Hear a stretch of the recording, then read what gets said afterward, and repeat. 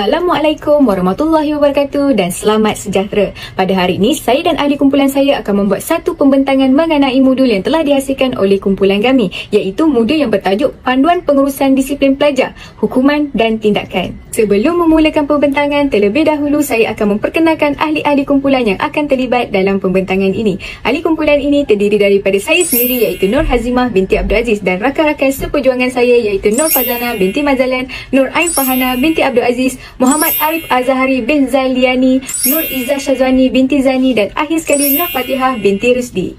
Baiklah, seterusnya dalam pembentangan ini, terlebih dahulu saya akan membuat pengenalan mengenai modul yang telah kami hasilkan. Modul Panduan Pengurusan Disiplin Pelajar, Hukuman dan Tindakan sebenarnya dihasilkan berdasarkan komponen-komponen yang terdapat dalam modul Pengurusan Disiplin Pelajar, Hukuman dan Tindakan yang telah dirangka oleh Jabatan Pelajaran Negeri Perak. Oleh itu, secara ringkasnya, modul ini merupakan modul yang telah diadaptasi daripada modul yang telah dihasilkan oleh JPN Perak. Walau bagaimanapun, bagi memantapkan modul ini, kami telah mengemas kini dan membuat penambahbaikan terhadap modul pengurusan disiplin yang telah dirangka oleh JPN Perak agar bersesuaian dengan dasar-dasar pendidikan yang terkini dan boleh dijadikan rujukan pada masa kini. Terdapat beberapa penambahbaikan yang telah dibuat, antaranya ialah mengemas kini dasar-dasar disiplin mengikut dasar baru dan terkini. Yang kedua pula adalah mengemas kini hukuman dan tindakan mengikut prosedur yang terbaru. Baiklah, secara umumnya terdapat beberapa topik penting yang berkaitan dengan panduan pengurusan disiplin pelajar yang dibincangkan dalam modul ini. Walau bagaimanapun, modul ini lebih menekankan kepada prosedur-prosedur untuk melakukan hukuman dan tindakan yang melibatkan disiplin murid di sekolah. Baiklah, seterusnya rakan-rakan seperjuangan saya akan menerangkan topik-topik yang telah dibincangkan atau dihuraikan dalam modul yang telah kami hasilkan, iaitu modul pengurusan disiplin pelajar, hukuman dan tindakan. Modul Panduan Pengurusan Disiplin Pelajar, Hukuman dan Tindakan ini terbahagi kepada beberapa topik. Misalnya, topik pertama menceritakan berkaitan pengenalan bagi pengurusan disiplin, di mana disiplin ini merangkumi latihan membentuk, membetul ataupun melengkapkan satu sistem peraturan berkenaan tingkah laku mengikut peraturan yang diwujudkan. Oleh itu, modul ini akan memberikan panduan kepada semua pihak untuk menangani disiplin di sekolah. Seterusnya, kami juga menerangkan sedikit mengenai dasar pengurusan disiplin dalam topik kedua. Baiklah, punca kuasa pengurusan disiplin di sekolah ialah daripada semua Ordinan Pelajaran 1957 dan Peraturan-Peraturan Pelajaran Disiplin Sekolah 1959. Pelaksanaan Peraturan-Peraturan Pelajaran Disiplin Sekolah 1959 dilaksanakan dengan berpandukan kepada pertama, Surat Perkeliling Ikhtisas yang dikeluarkan secara berkala, kedua, Buku Panduan Tata Cara Disiplin Sekolah untuk Guru Besar dan guru, ketiga, Peraturan-Peraturan Disiplin Sekolah yang digubal di peringkat sekolah. Pada topik seterusnya, modul ini juga menjelaskan mengenai objektif pengurusan disiplin pelajar, iaitu terdapat 4 objektif. Pertama, memastikan disiplin dan peraturan sekolah dikuatkuasakan. Kedua, menyelesaikan masalah disiplin berpandukan Surat Perkeliling Kementerian Pelajaran dan arahan JPN. Ketiga, melantik pengawas sekolah atau ketua pelajar untuk membantu pihak sekolah menguatkuasakan peraturan sekolah.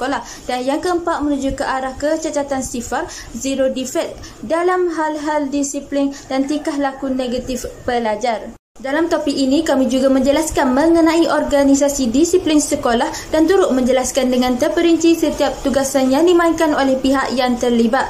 Dalam catatan ini merupakan individu yang bertanggungjawab menjalankan pengurusan disiplin pelajar, bermula dengan pengerusi iaitu pengetua yang berkuasa penuh pada pengurusan disiplin sekolah. Seterusnya naik pengerusi iaitu PKM bertanggungjawab kepada pengetua. Kemudian setiausaha iaitu guru disiplin yang bertanggungjawab membantu pengetua merancang, menyelaras dan melaksanakan program yang diputuskan oleh lembaga disiplin sekolah.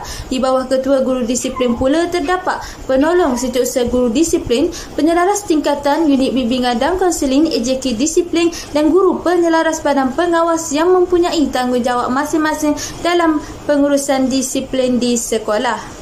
Okey, seterusnya saya akan menjelaskan berkaitan dengan hukuman dan tindakan. Okey, hukuman ini merupakan satu hukuman bagi sesuatu salah laku, di mana dalam hukuman ini mempunyai 3 unsur utama. Iaitu hukuman ini bersifat memberi alasan kepada sesuatu kesalahan yang telah dilakukan atau diandaikan berlaku. Okey, unsur kedua ialah hukuman ini harus dilakukan oleh orang yang berkuasa ke atas yang bersalah ataupun yang akan dihukum.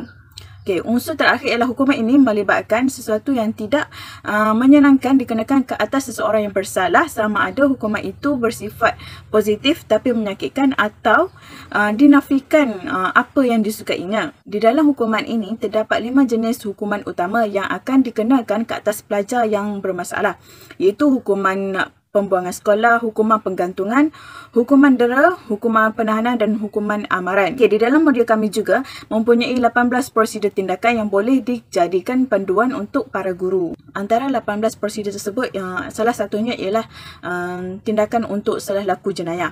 Okay, prosedurnya ialah guru disiplin akan menerima aduan daripada pengadu. Lalu, guru disiplin tersebut akan membuat siasatan bagi mendapatkan bukti atau saksi terlebih dahulu. Okey, setelah itu, jika pengetua atau guru disiplin mendapati kes tersebut tiada asas, maka kes tersebut akan digugurkan ataupun ditutup. Okey, namun sekiranya ada kes, maka pihak sekolah akan menghubungi ibu bapa, pihak polis jika kes yang serius dan juga JPNJ jika kes melibatkan pihak polis atau siaran media. Okey.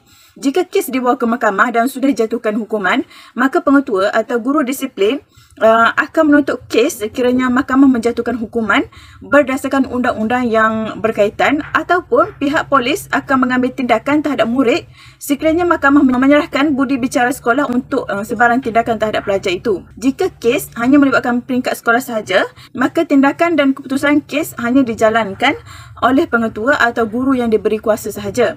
Okay, di mana pelajar perlu diperjelaskan kesalahannya dan murid juga perlu diberikan peluang untuk menafikan atau menjelaskan kesilapannya. Murid juga dibenarkan mengemukakan rayuan terhadap hukuman yang dikenakan sekiranya dia bersalah. Okey, setiap hukuman yang dikenakan hendaklah berlaku adil dan tidak berprasangka setelah dipertimbangkan kes tersebut, dan pihak ibu bapa atau penjaga juga perlu dimaklumkan berkenaan dengan hukuman yang telah dikenakan ke atas anak jagaan mereka lah.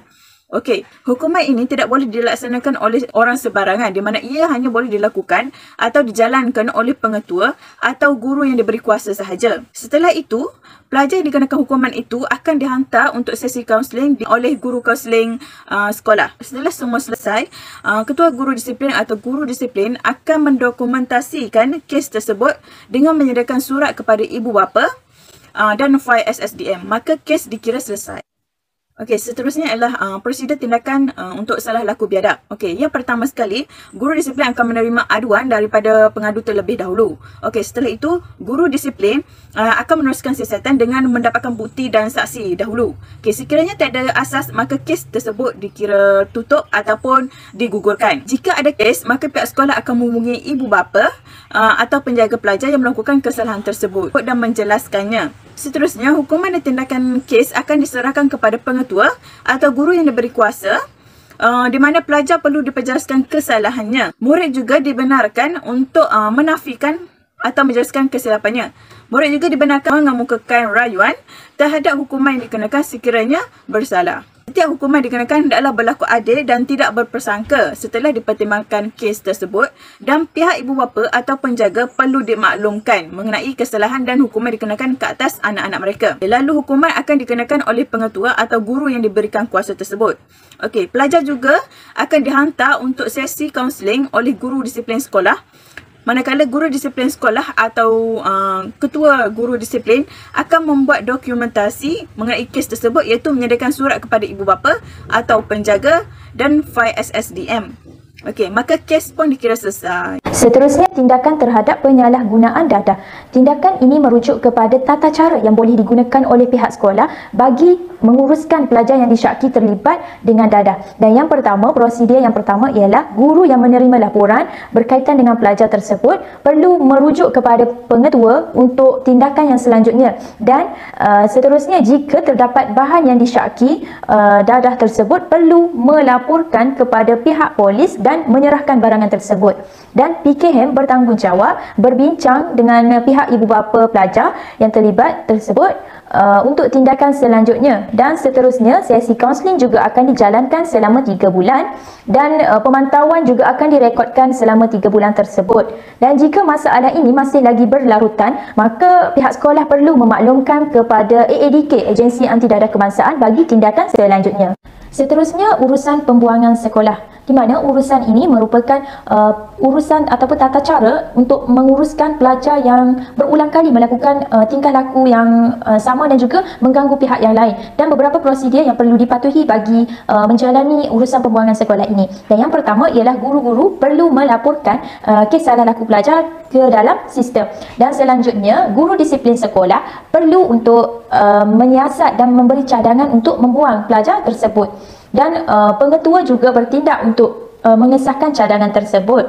Dan selanjutnya pula, murid pelajar yang terlibat dalam tingkah laku yang mengganggu tersebut akan dipanggil untuk memberi keterangan, dan guru dan pengetua akan mengesahkan hukuman terhadap pelajar tersebut. Selanjutnya pula, PO bertindak untuk membuat salinan bagi fail untuk guru kelas, guru disiplin dan juga guru kaunseling, dan juga PO perlu mengepost surat kepada pendaftar, dan juga sesi kaunseling turut dijalankan oleh kaunselor sekolah. Dan akhir sekali, PO juga bertanggungjawab untuk memberitahu ibu bapa berkaitan pembuangan sekolah bagi pelajar yang terlibat dalam salah laku yang mengganggu tersebut. Okey, seterusnya saya akan menyambung dengan prosedur salah laku lucah. Salah laku lucah ini dapat ditakrifkan sebagai tingkah laku seksual yang dianggap kasar, yang mampu menyinggung perasaan atau bertentangan dengan moral tempat atau standard tingkah laku yang bersesuaian. Okey, langkah pertama bagi prosedur kerja ini, pengawas atau guru yang berkenaan akan menerima aduan daripada pihak pengadu. Guru disiplin akan membuat siasatan untuk mendapatkan bukti daripada saksi. Okey, pengetua juga selepas menjalankan siasatan, jika menunjukkan tiada asas kepada kes, maka kes digugurkan. Jika terdapat asas, jika ada asas kepada kes tersebut, maka kes tersebut akan diteruskan. Pengetua perlu melakukan tindakan dan keputusan akan diambil berdasarkan siasatan tersebut. Sekiranya perlu ada penglibatan daripada mahkamah. Seterusnya, hukuman dan tindakan pengetua atau guru besar yang perlu diberikan kepada pelajar tersebut. Selepas itu, pelajar tersebut akan menerima sesi kaunseling daripada guru kaunselor. Okey, seterusnya ketua guru disiplin akan melakukan dokumentasi berdasarkan kes tersebut, dan akhirnya kes selesai. Prosedur tindakan salah laku ponting kelas merujuk kepada apa jua kegagalan menghadiri sekolah, iaitu satu perbuatan yang melanggar peraturan sekolah. Okey, prosedur kerja, guru disiplin akan menerima aduan daripada pengadu atau dari semakan buku kawalan pelajar, kawalan pergerakan pelajar. Okey, guru disiplin juga akan membuat siasatan untuk mendapatkan maklumat daripada kes tersebut. Guru disiplin akan melihat hasil siasatan, sama ada tiada asas kepada kes, maka kes tersebut akan ditutup. Jika kes tersebut ada asas, maka kes tersebut akan diteruskan. Tindakan dan keputusan akan dilaksanakan berdasarkan kes tersebut. Hukuman hendaklah dikenakan oleh pengetua kepada murid yang terlibat. Seterusnya, murid yang terlibat akan dihantar ke sesi kaunseling, dan seterusnya dokumentasi akan dilaksanakan oleh ketua guru disiplin berdasarkan kes tersebut. Akhirnya kes selesai. Baiklah, saya akan meneruskan pembentangan bagi kumpulan kami. Saya akan menerangkan secara ringkas tentang bahagian pengurusan keselamatan dan kesihatan pelajar.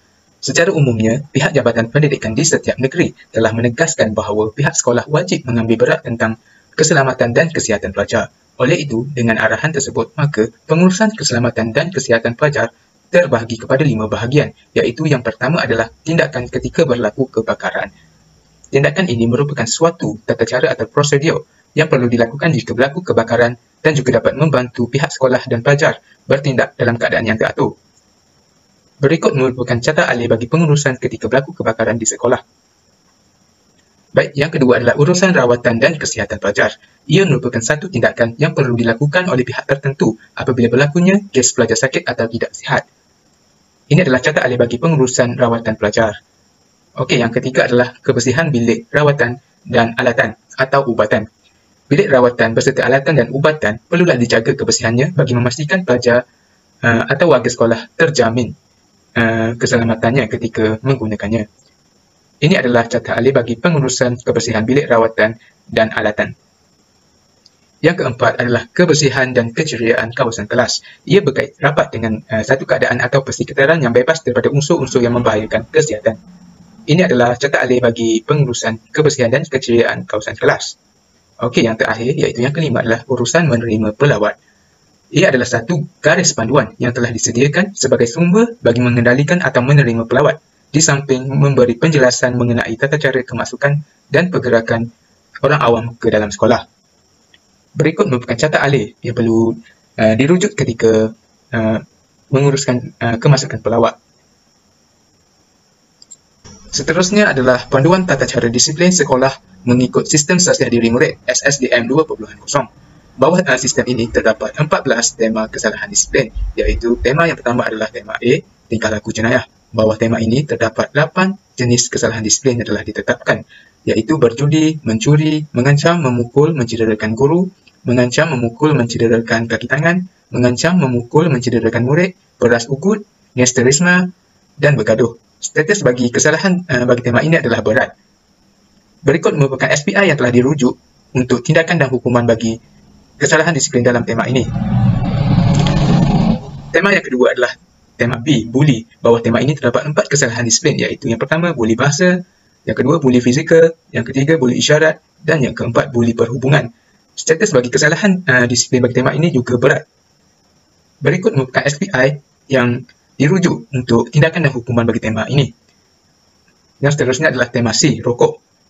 Bawah tema rokok terdapat 4 kesalahan disiplin, iaitu yang pertama, memiliki dan menyimpan rokok, seterusnya membekal dan menawarkan rokok, yang ketiga, menjual dan mengedar rokok, dan yang terakhir, menghisap rokok. Status bagi tema ini adalah berat. Tema yang keempat adalah tema D, ponteng. Bawah tema ponteng dapat 8 kesalahan disiplin, iaitu yang pertama, ponteng sekolah, seterusnya, ponteng kelas, seterusnya, ponteng aktiviti kurikulum, ponteng ujian atau peperiksaan, ponteng prep, ponteng asrama, ponteng acara rasmi sekolah, dan yang terakhir adalah ponteng perhimpunan. Status bagi tema ini adalah pilihan. Baik, tema yang kelima adalah tema I, tingkah laku lucah. Dalam tema ini terdapat 10 kesalahan disiplin, iaitu yang pertama, bercumbuan, berkhalwat, bawa bahan lucah, mengedar bahan lucah, mengintai, menggunakan kata atau perbuatan lucah, melukis dan menulis kata-kata dan gambar lucah, menonton VCD atau filem lucah, memeluk murid jantina lain, berdua-duaan yang menimbulkan syak. Okey, tema yang ke-6 adalah tema F, tingkah laku biadab. Terdapat 10 kesalahan disiplin bawah tema ini, iaitu biadab kepada guru, biadab kepada kaki tangan, biadab kepada tetamu, biadab berkelakuan kasar kepada murid, berbahasa kesat atau kasar kepada murid, meminum, membeli, menyimpan atau mengedar minuman yang memabukkan, membuang sampah merata-rata, ingkar arahan guru, ingkar arahan pengawas, meludah di tempat yang tidak sepatutnya.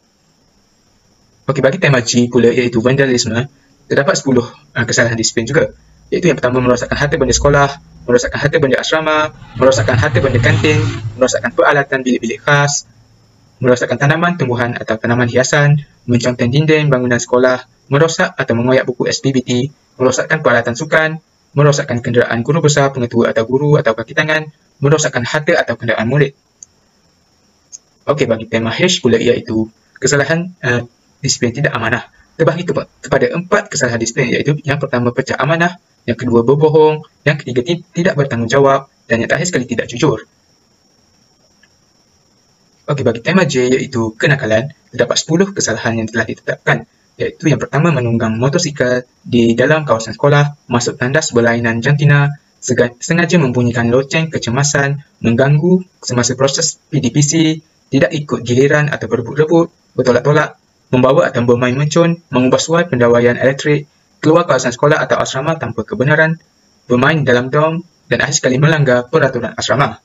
Okey, bagi tema K pula, iaitu tidak pentingkan masa, terbagi kepada 5 kesalahan disiplin, iaitu lewat ke sekolah, lewat ke perhimpunan, lewat masuk kelas, lewat datang aktiviti luar kelas atau co-curriculum, dan yang terakhir, lewat masuk asrama atau balik ke asrama.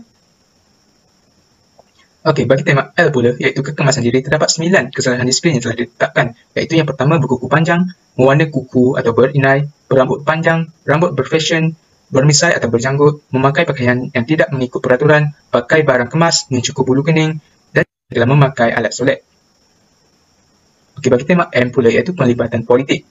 Terbahagi kepada 4 kesalahan disiplin, iaitu yang pertama, pelibatan dalam politik, yang kedua, pelibatan dalam perhimpunan atau perarakan politik, yang ketiga, meraih undi dalam pilihan raya, dan yang terakhir telah menyebar penulisan atau dokumen atau propaganda politik. Okey, bagi tema N pula, iaitu kes-kes lain, terbahagi kepada 3 kesalahan disiplin, iaitu membawa telefon bimbit atau pintar. Yang kedua, menunjuk perasaan. Dan yang ketiga adalah meniru dalam peperiksaan.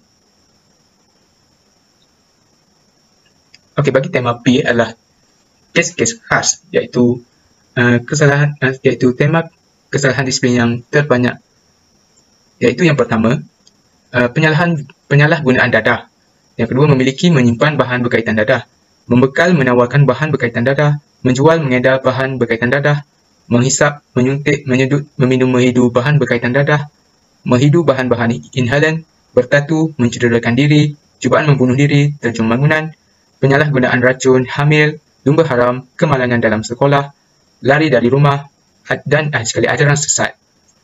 Okey, untuk kesimpulan, pengemas kinian modul ini banyak merujuk SSTM 2.0 yang digunakan bagi menguruskan disiplin sekolah pada hari ini. Oleh itu, diharapkan dengan penghasilan modul ini, guru-guru dan murid-murid dapat mengetahui informasi terkini tentang pengurusan disiplin di sekolah dan mengaplikasikannya dalam usaha untuk membendung masalah-masalah disiplin di sekolah daripada terus mengular. Sekian, terima kasih.